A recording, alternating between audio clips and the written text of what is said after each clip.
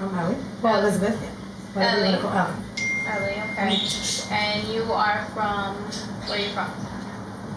Originally, I was born in Puerto Rico. Okay. I got here when I was 4 years old. So I really say I'm both. I'm from Puerto Rico, but I was born in Spanish Harlem. Raised in Spanish Harlem. Sorry. Spanish Harlem? Mm-hmm. Okay. 34 years of my life. Yeah. Mm-hmm. Okay. So, now, how many children do you have? 4. 4 Well, children? now I have 3. Okay. And how was that growing up? Raising your babies? Oh my God, that was the best thing I ever did. Yeah. Yes. I would trade it for the world. Okay. And you do have your 4 babies, and what's their names? Alvin, Raymond, Tonie, and Abby. She's right here next to me. You see her? Okay. Yeah, she's named after me. Let's get a little bit into that here with Tonie. Well, Tonie was born in Connecticut, Okay. raised in Harlem. She was a good kid. I can just say that much. Like, Tonie was a little too smart. There was nothing too hard for Tonie. She was a little, to me, like I would say, she wasn't normal. Like any class she took, any school she went to, Tonie never had a problem. And that's what I love about her. But at the same time, you know, she was a girl, a young girl, I guess. And how can I say this? She was my clone. That's all I have to say. Because if I sit here, like, I'm this picture perfect mom, like, my younger 20s, like, my family couldn't even deal with me. It's okay. So when I look at her, it's like, yeah, she's my clone as far as what she did, but she looks just like my sister. If you see, the resemblance is my sister. Yes. Right? Yeah, the whole 9 months I couldn't stand my sister, and I didn't know why. And I was having someone that looked just like her. And I was like, All you guys just look the same. It's like a domino effect. You know, your story though, you know, my mother being a single mother, 4 kids, raised. My mother came from Puerto Rico, but my mother came when she was 5. She came to me 4. Single mothers, 2 Boricua mothers. so from we hard. From the hood. Yeah, my mother always told me it's not where the hell you come from. It's where the hell you going. I came here speaking no English, and it's like, my mother always told me, go to school, take care of your credit. Take care of that credit. Like, your social is the most powerful thing you have. Right. And that just stood in my mind, like, and she said, it doesn't matter who has what. Just worry about what you have. And it's like, that's why I'm not where I'm at now. You did a great job. Thank you. I tried. That's why I left the hood. I swear, I'm like, if I don't leave the hood, something's gonna happen to my kids. And I leave the hood. So it's like, it doesn't matter where you are, you have to just be careful. Right. Danger's every day. So let's get into here with your daughter, with Tonie. How did you find out about the passing of your daughter?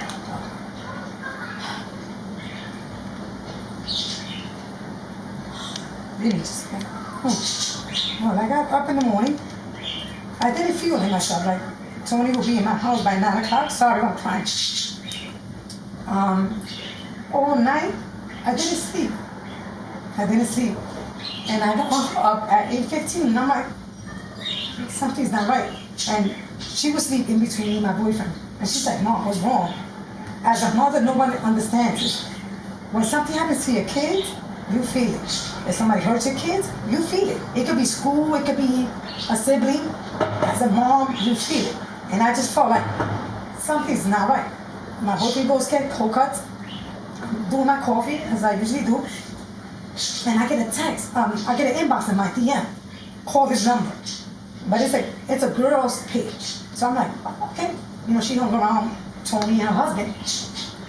When I called the number, it's a young man. And he was like, oh, I'm Barry's tenant. That's the one that killed him. And I'm like, okay. He's like, oh, your daughter's done. And I'm like, what the hell you mean she's done? I'm thinking that she did something out of this world. This is what I'm thinking. And he's like, no, I found your daughter. She's dead. And all I can say is, like,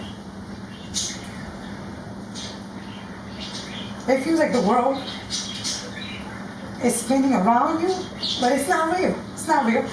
And I said, no, let's just get in the car. I ate all the lights. I went to Brooklyn. And by the time I got there, it's like 9 something, and you see all the TV channels, 7, 5, 9, 11, 47. And I told my kid, I said, you know what, let's just cover our faces, because I don't want to be seen. And just looking at that yellow tape was like,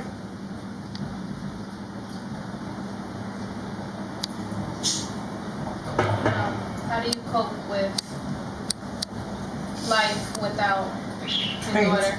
Praise and shit. And if you went through something hard, if you don't have faith or prayer, well, you ain't gonna go.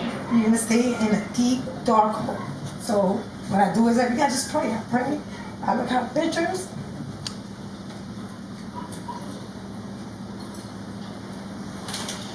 If it was one thing that you could tell young mothers like your daughter, what would it be? A man is gonna do what you allow him to do. And if you don't respect yourself, who's gonna respect you? This is something I always told her, because that's how I was raised. I was raised with a brother. And my brother was very strong, like very strong, like no makeup, I had long hair. I just cut my hair 2 years ago because my brother was like, women, in this world, you can be pretty, just be yourself, and don't let a man abuse you. It could be verbally, physically. If you allow it, it's gonna continue. And if it could be something small, you don't see it. But like I said, growing up with a brother, he always gave me the signs and the little traits. Like, if I sit here and tell you my story, you'd be like, oh, you was just And I would tell Tonie, like, you don't be a sucker for no dude. No dude. Like, nobody. Like, I would just tell her, like, a man will break you down, and a man will make you feel like you're worthless. But you look in that mirror, and you tell yourself, I know what I'm worth. It doesn't matter who you date, who you with. If you allow it, and if it's not good, it's going to continue. So I would tell, like, just get away, get away. Did you expect something like this from your daughter's boyfriend? I said it since I met him. You sensed it? Since I met him, and he came here, I asked her the day before she died. I asked her what I told her when Tonie left. What I told you, no? What did she tell you? It's gonna be like the last day. I said, you're never gonna see your sister again. And she's like, I said, he's gonna kill Tonie. And he's like, as a mother, I just got this sharp pain in the stomach. Like, it's not right. But when a woman is going through it, like, this is what I study now that she passed away. It's a lot. It's a lot. It's not that easy. You have trouble bonding. You have Stockholm syndrome. And I didn't understand why she stood. I'm like, you just met this guy 10 months. How he has. But I'm like, I could see it. So she said, Ma, I go to sleep with a knife. I heard this 2 months before she died. And I'm like, what? She's like, yeah, she had a knife on her pillow, and she had a knife. She got 4 pregnancies in less than 6 months. She died pregnant. Right. So it's like, I guess whatever he was doing to her, she couldn't understand. This is an older man in his 30s. I'm 21. Why am I going through this? But to tell that the DA in 11 months read 48,000 texts. And she said, most women don't see, not even say that, most women, most girls don't see what they into because they like I said, love bomb, like the sex is great, even though he hits me in the morning, he'll take me shopping. And I noticed, even though he did something bad, Tonie be like, oh, he bought Charlie a Canadian Goose. Nobody wears Canadian Goose. Like, all right, I understand he's doing this, but to this day I sit down and I'm like, how can you lose your life for love with someone? And that's how I look at him. Like, she died, just because she loved this man so much. And that's most women and girls. And I will say this, but I go to love yourself before you love a man. Right. If you don't love yourself, every relationship you get into, it's gonna drain you. It's gonna suck you up. What would you tell this generation about relationships and how to go about toxic relationships? Like young girls, older girls, we have grown women who are really stuck. Mm-hmm. What is your advice to them? If you feel, how can I say, if anyone is treating you in a sense that is hurting you and you're not feeling comfortable, it's not right. don't ignore red flags. And this is what something that I noticed from older generations. I have friends and young generation. They stay somewhere because financially, or we have kids together, or the sex is great. No. If they don't feel right in your heart or your soul, why stay there? Right. I'm tearing up. I'm sorry. No, because, like me as well, just being in a relationship, just the whole toxic. And it's not even, sometimes it's not even physical. Sometimes it could be verbal. No, it's the physical, it's Verbal, the verbal, it's mental. everything, and just trying to take it in and me from just being a single mom, and just frustrations, and just. And you just settle for whatever. Right. Because you know what, I'm a mom, and nobody's gonna want me with a kid. And my mom always told me, it doesn't matter how many kids you have. And to this day, my kids tell me, like, Mom, you're a badass. Like, it doesn't matter. I have kids by somebody. As long as I can provide for myself, as long as I got breath and I got health, why the hell I'm gonna stick with someone that, and most of the time, like I notice, most of the women that are getting abused, half of the time their partners is doing something, and half of the time their partners don't give a shit. And sometimes women just stay here because, in the beginning it was good, or, he can make it up. Like I was still talking to someone, and she told me even though he hits me, in the morning I go shopping. And it doesn't matter what I told this young lady. And she's in my DM like, yeah, but he's my kid's dad. Okay. And for like a minute there, we were just going back and forth. And then I let her know, I said, you know what, sweetie, if you're comfortable with this environment, who am I to tell you what to do? If you're comfortable, you shouldn't even hit me up. Obviously, something's wrong in your home because you're hitting someone that their child has passed away. So don't sit here and act like you're taking excuses. And most women I notice in all relationships, and women that are getting battered or beaten or whatever, they have a story. No, but he didn't mean it. Oh no, but I pushed him. Oh no, it's my fault. They blame themselves. And Tonie would do that. He wasn't raised with his mom. His grandmother raised him mom. He has anger problems. She was always making excuses, and that's what everyone, all young women, even men, they just, the number one thing to do is make excuses. Where's Charlie's father?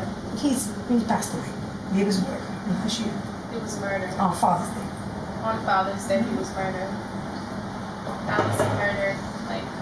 He robbed the wrong. He was in the streets and he just robbed the wrong person. And they put a hit on him.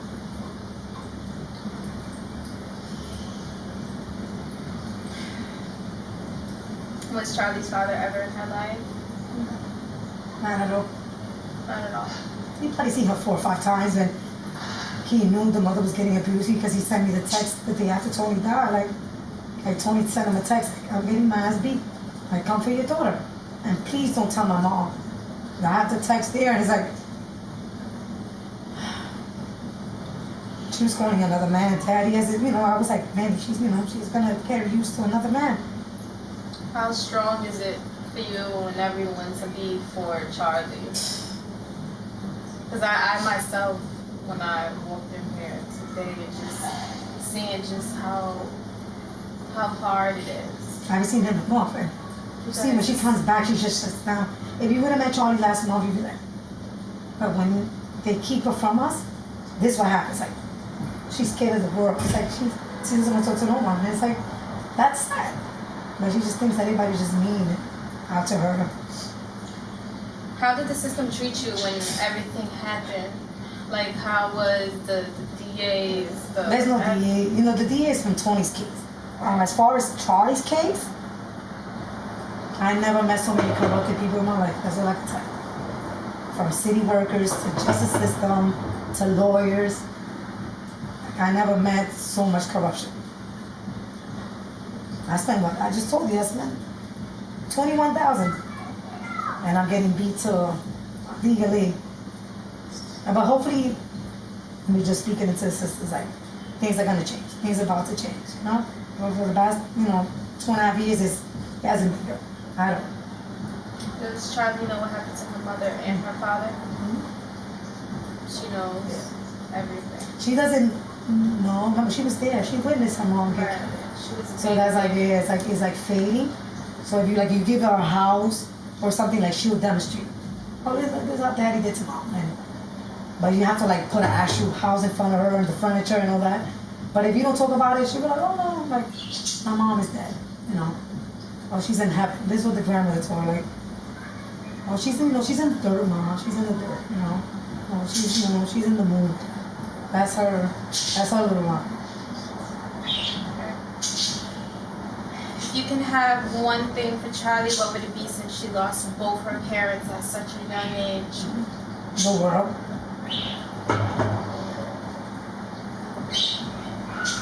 She's gonna grow up and... But she don't deserve to. Like, she would never be raised. As long as I'm alive, like, she's not gonna be raised in no apartment. Like, I tell my kids, I will leave this for the summer because we have summer apartment. But she deserves it way better than this. Way better. A big, big house, backyard. If I could build a McDonald's inside of it and a Dunkin' Donuts, I'm like, this little girl deserves, like, so they say, Mom, kids apart. Oh, you don't have a mommy and a daddy? Like, kids are cruel. First day of school, she's like, I don't have a mom.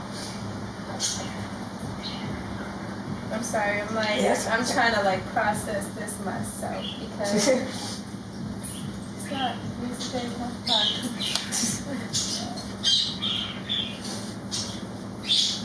Oh, can I give you a hug?